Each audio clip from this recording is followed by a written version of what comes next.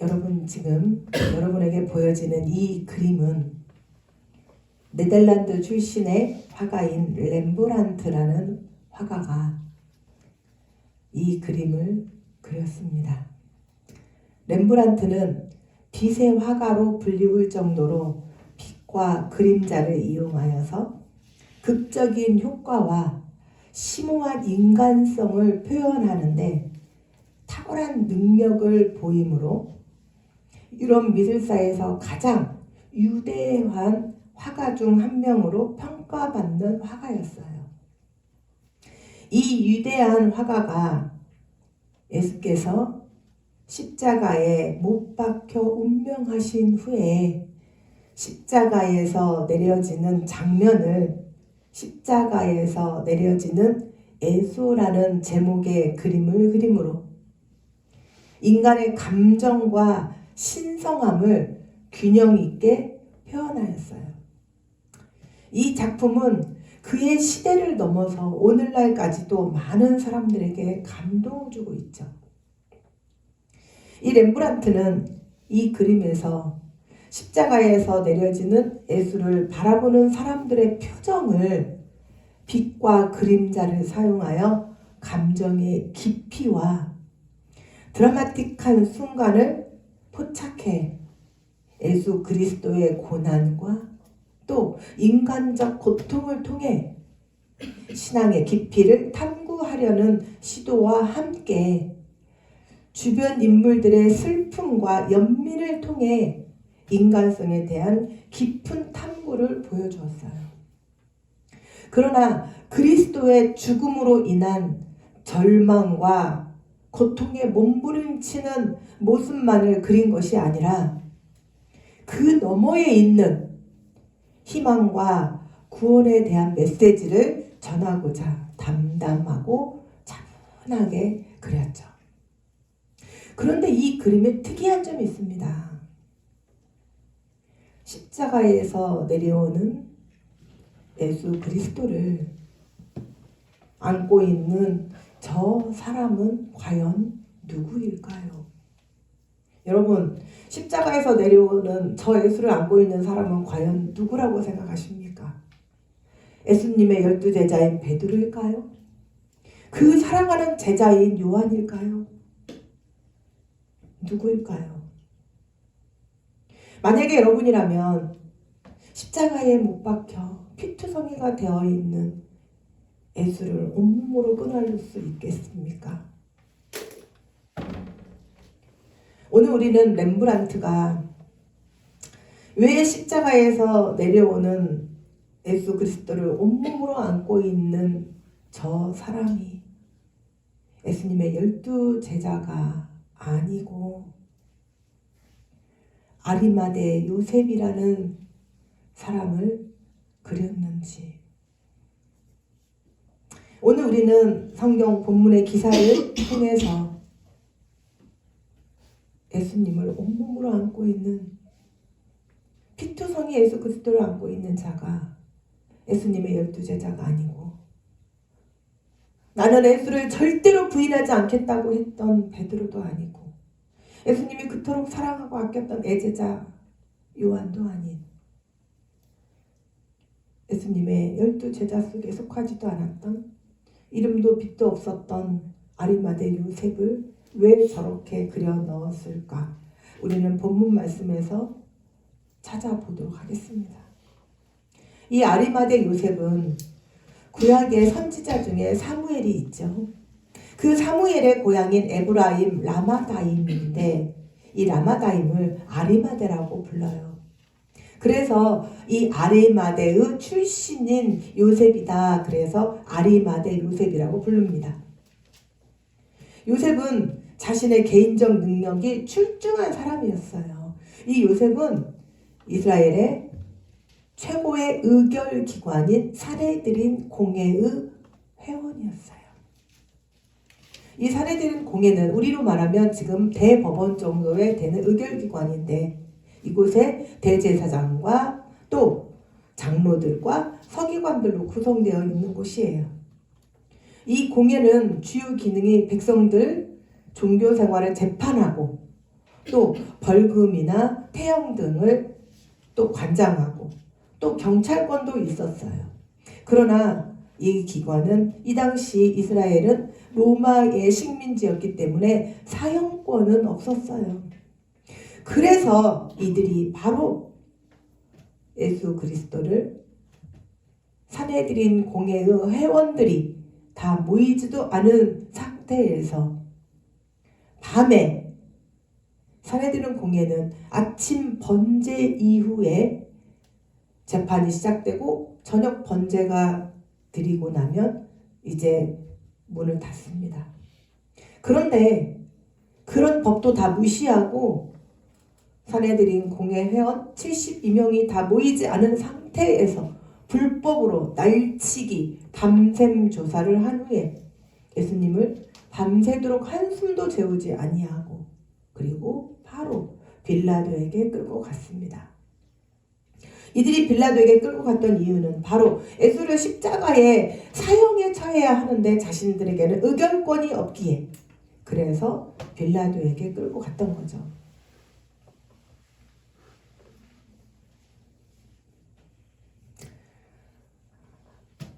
이처럼 온 백성들의 존경과 또 이 요셉은 얼마나 부자였는지 부자였다고라고 기록을 합니다. 정말로 갖출 것을 다 갖춘 어떤 부족함도 연약함도 없는 사람처럼 보였어요. 그런데 이 요셉에게 누구에게도 말할 수 없는 고민이 있었죠.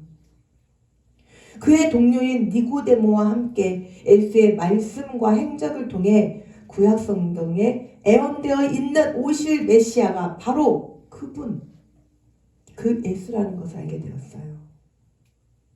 그래서 그리스도 예수를 자신의 그리스도로 믿고 자신의 마음속에 예수님을 향한 믿음과 마음을 간직하고 있었어요. 그러나 그를 하나님의 아들로 믿고 사랑하는 것은 그가 거하는 이 유대 사회에서는 금기사항이었죠.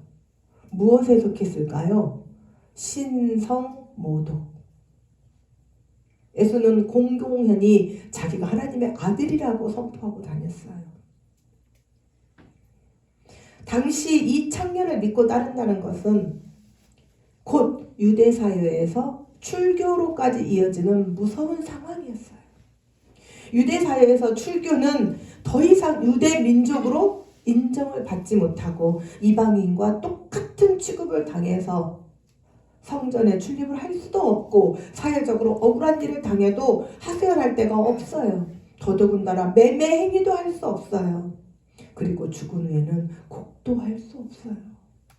한마디로 말해서 이스라엘 유대 사회에서의 출교는 매장이에요. 살아있는 매장. 우리 역시도 하나님을 믿는다는 것, 예수를 믿는다는 것, 교회를 다닌다는 신앙생활을 하기 위해서 얼마나 많은 것을 포기해야 할 것이 많은가요? 내 가정에 분쟁이 있습니다. 또 내 주변에 분쟁이 있습니다. 내가 예수를 믿는다는 것만으로도 얼마나 나에게 많은 시련과 박해가 따르는가요? 그래서 요셉은 자신이 예수를 믿는다는 것을 드러내는 것이 두려웠어요. 자신이 예수님이라는 제자라는 사실을 감추고 살았어요. 예수를 믿게 되면 자기에게 닥칠 두려움이 그의 마음에 강하게 자리 잡고 있었죠. 어쩌면 오늘 우리에게도 아리마대 요셉의 이런 두려움이 자리 잡고 있지는 않으신가요? 내가 그리스도인임을 밝히기를 꺼려하고 자신이 그리스도인이라고 했을 때 분위기와 또한 타인의 시선 또 사회적 여론이 그리스도인에 대한 또 좋지 않음, 그래서 자신이 그리스도임에도 자기의 믿음을 감추려는 사람들이 또 얼마나 많은가요? 세상의 악에 맞서지 못하고 적당히 타협하면서 살아가죠. 하나님을 믿는 일은 거룩한 종교의 하나일 뿐이에요. 하나님 의지하고 살기에는 나에게 그리 큰 힘을 주는 것 같지도 않아요. 그래서 그리스도인이라는 허울뿐인 이름이 나에게 얼마나 거추장스러운가요?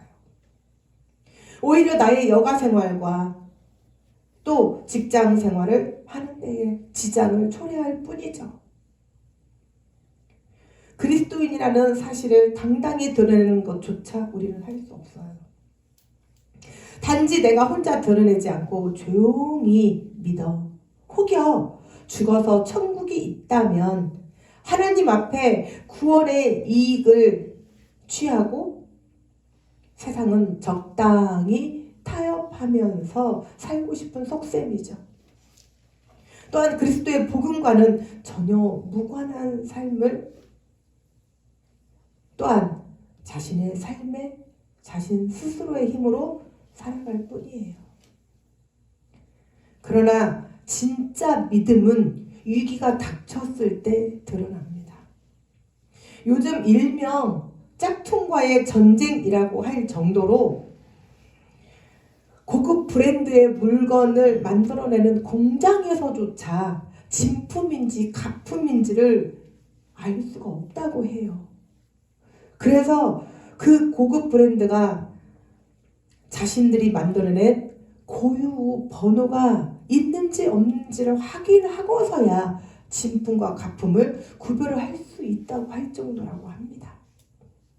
그런데 고급 브랜드가 진품인지 가품인지를 아주 쉽게 구별해내는 방법이 있다고 해요. 고급 브랜드의 가방을 들고 가다가 비가 오면 가품은 비를 안 막기 위해서 머리에 쓴답니다. 진품은 가슴에 안고 뛴답니다. 이처럼 진품과 가품의 어느 순간 무의식 상태에서 드러나죠. 오늘 본문 말씀의 아리마대 요셉의 믿음이 진품이었던 것은 바로 예수님의 십자가 죽음으로 인하여 드러나게 되었어요.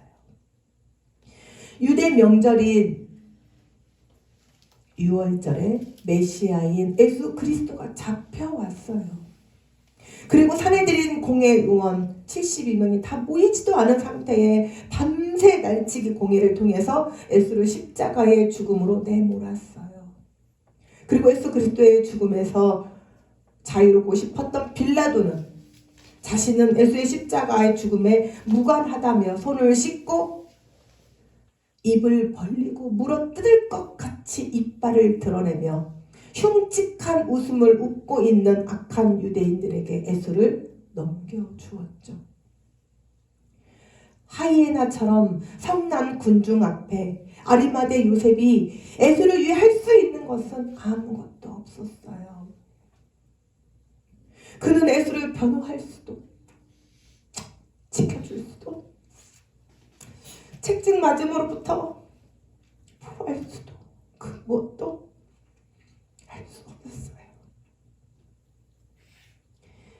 예수의 뒤를 쫓던 수많은 제자들과 그의 12제자는 온데간데 없이 사라졌어요. 그리고 이제 이 예수는 홀로 내팽개쳐져 있었어요. 그리고 이제 그들은 더러운 욕심과 자신들만의 이기적 욕심에 사로잡혀 예수를 십자가에 매달았습니다. 하나님이시기도 한 예수께서는 도살장에 끌려가는 어린 양처럼 반항 한 번 하지 않으시고 십자가에 매달려 죽임을 당하셨습니다. 예수께서 맞으시는 채찍은 우리가 맞아야 할 채찍이었습니다. 십자가에 매달려 죽임을 당하신 그 죽임은 우리가 맞이해야 할 죽음이었습니다. 그러나 하나님께서는 우리의 모든 죄악을 그 아들 독생자 예수 그리스도께 담당시키셨어요. 이 모든 것을 숨어서 지켜보던 아리마대 요셉은 괴로움에 숨을 쉴 수가 없었어요. 유대교로 다음 날은 안식일이에요. 그런데 예수께서 십자가 위에서 숨을 거두신 시간은 오후 3시입니다. 그의 온몸은 살이 다 찢기우고 머리에는 가시관으로 인하여 온 얼굴은 피투성이었어요. 그리고 이제 예수 그리스도의 죽음을 확인하고자 로마 군병이 그의 옆구리를 창으로 찌르자 그의 피와 물이 주르륵 쏟아졌어요. 예수 그리스도의 십자가의 죽음을 뒤에서 숨어서 조용히 지켜보던 요셉은 예수 그리스도의 죽음을 바라보면서 하나님께서 역사하시는 놀라운 사건들을 눈으로 직접 목격을 하게 됩니다. 예수 그리스도께서 십자가에 못 박혀 들리움을 당하시고 낮 12시가 되자 하늘에 시커먼 먹구름이 물려오며 온 세상이 캄캄해졌어요. 그리고 예수께서 운명하시자 지성소를 가리고 있던 예루살렘 성전의 휘장이 불로 완전히 찢어졌어요. 그리고 지성소가 드러나게 되고 무덤에 잠자던 자들이 일어나는 것을 보았어요. 아리마대 요셉은 하나님께서 역사하시는 이 놀라운 현상과 함께 예수 그리스도의 십자가의 죽음이 바로 자신들을 위한 대속의 죽음으로 믿어졌어요. 예수 그리스도의 기적을 맛보았던 자들은 다 도망갔어요. 그의 제자들은 다 도망가고 없는데 아리마대 요셉은 그리스도의 피 묻은 그 보혈의 십자가를 바라보았죠. 사랑하는 주 열방교회 성도 여러분, 모두가 다 도망간다고 할지라도 예수 그리스도의 십자가의 보혈을 바라보시는 성도들이 되시기를 주님의 이름으로 축원합니다.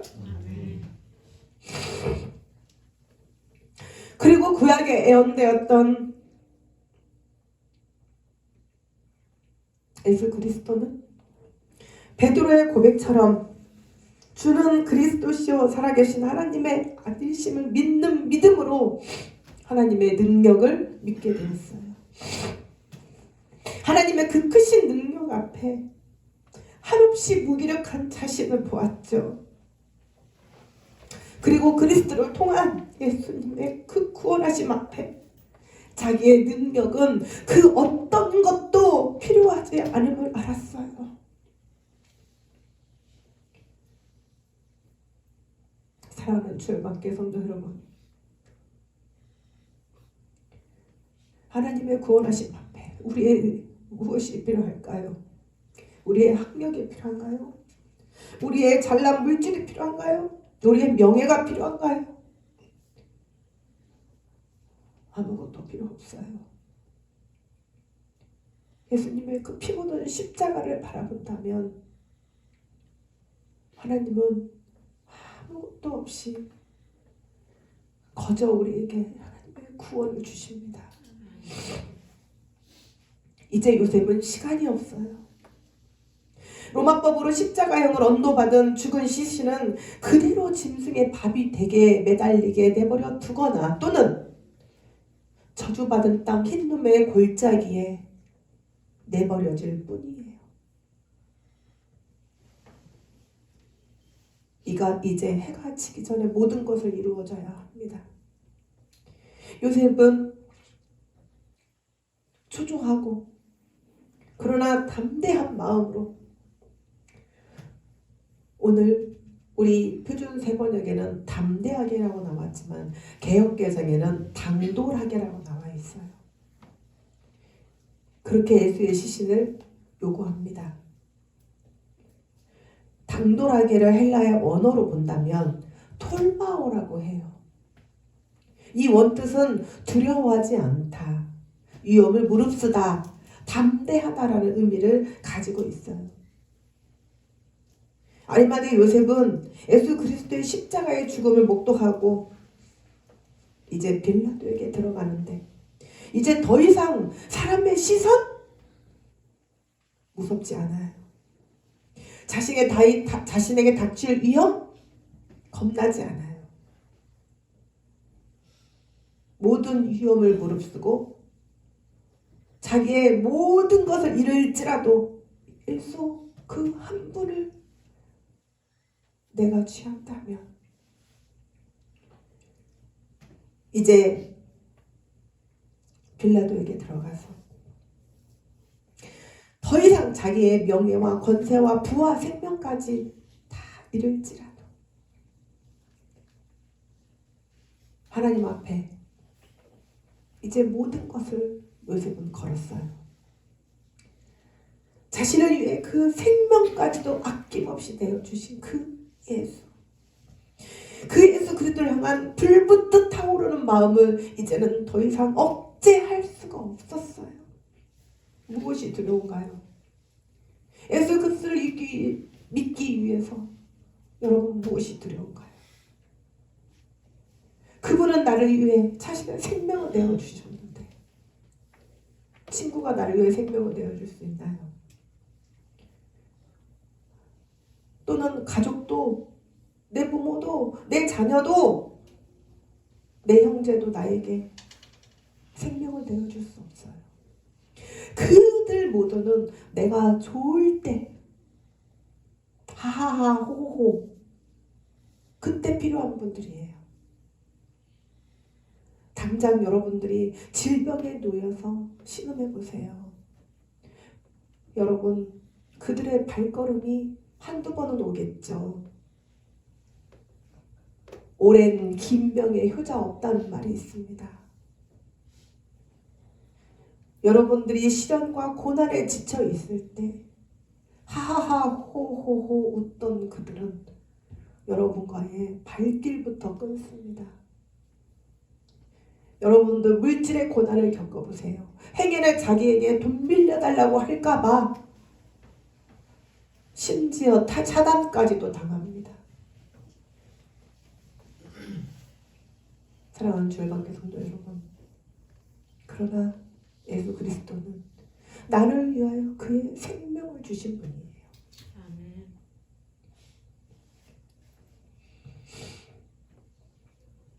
예수 그리스도를 향한 그 불붙듯 타오르는 그 마음, 예수 그리스도를 향한 그 사랑의 열정이 이제 빌라도 앞에 나아가 빌라도에게 예수 시신을 달라고 요구합니다. 예수 그리스도께서 운명하신 것을 확인한 빌라도가 요셉에게 시신을 임계해도 좋다는 말과 함께 값비싼 세마포를 떠다가 이제 예수님의 시신을 행여나 다칠세라 조심조심 십자가에서 내립니다. 그런데 십자가에서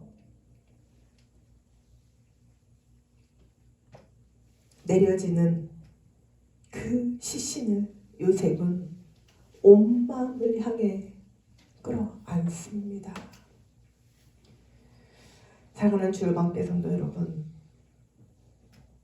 십자가에 내려지는 그 예수를 온몸으로 끌어안으시는 성도들이 되시기를 주님의 이름으로 축원합니다. 아멘. 예수께서 살아계실 때는 세상에 대한 두려움에 대한 예수님에 대한 믿음을 감추고 살았어요.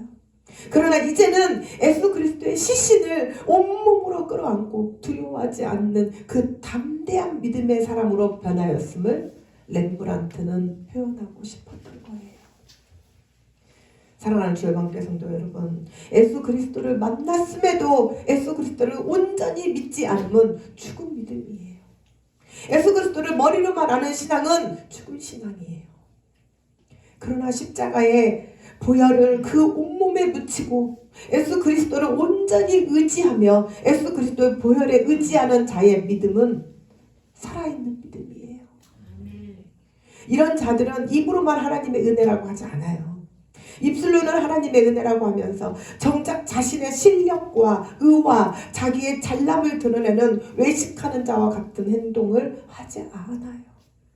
그리고 교만하지 않습니다. 그리고 예수 안에 자신은 죽고 새롭게 다시 태어난 자기의 삶을 예수 안에서 조용히 녹아내리기를 원합니다. 죽을 수밖에 없는 자기 자신을 예수 그리스도의 보혈의 대속의 능력으로 다시 살게 됨을 하나님께 감사와 영광의 찬송으로 올려드릴 뿐입니다.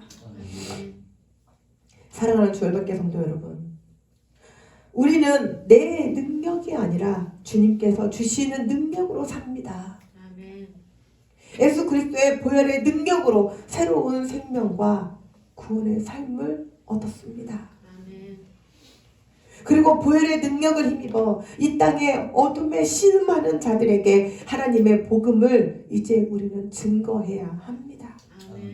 우리는 예수 그리스도의 보혈의 능력으로 주님 가신 그 길을 따라가야 합니다.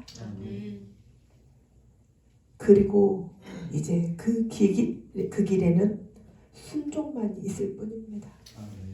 내 생각도 내 의지도 필요 없습니다. 오직 십자가의 능력만이 세상에 두려워 연약하게 숨었던 아리마대 요셉을 두려움이 없는 세상으로 나와 예수 그리스도를 온몸으로 끌어안고 세마포를 감쌀 수 있는 용기를 주었습니다. 사랑하는 주 열받게 성도 여러분, 이 시간 십자가의 능력을 덧입으시기를 주님의 이름으로 축원합니다. 여러분의 두려움이 있다면 이 시간 성령님의 역사하심으로 그 두려움을 내쫓으십시오. 그리고 스스로 강해지려고 하지 마십시오. 그것은 교만입니다. 나 아무것도 없는 무익한 인간일지라도 십자가에 달리신 예수 그리스도를 바라보십시오. 그때의 주님의 십자가의 능력은 십자가를 바라보는 우리 모두를 강하고 담대하고 두려움 없는 주님의 제자로 다시 새 생명을 얻은 새로운 삶을 살아갈 수 있도록 인도하십니다. 아멘. 사랑하는 주 열받게 성도 여러분, 오늘 이 시간 부활의 주님을 만나시기를 축원합니다. 그리고 이제 나는 죽고 내 안에 주만 사는 새 생명의 삶으로 인도하심을 받으시기를 주님의 이름으로 축원합니다. 주님의 복음을 증거하는데 앞장서셔서 이제는 주님께서 주시는 나의 새로운 생명의 삶을 더욱더 주님 앞에 드려지는 삶으로, 그리고 이제는 내 삶이 변화되는 삶으로, 놀랍게 내 삶이 하나님이 주시는 축복과 또 복음을 증거하는 삶으로 변화되시기를 주님의 이름으로 축원합니다.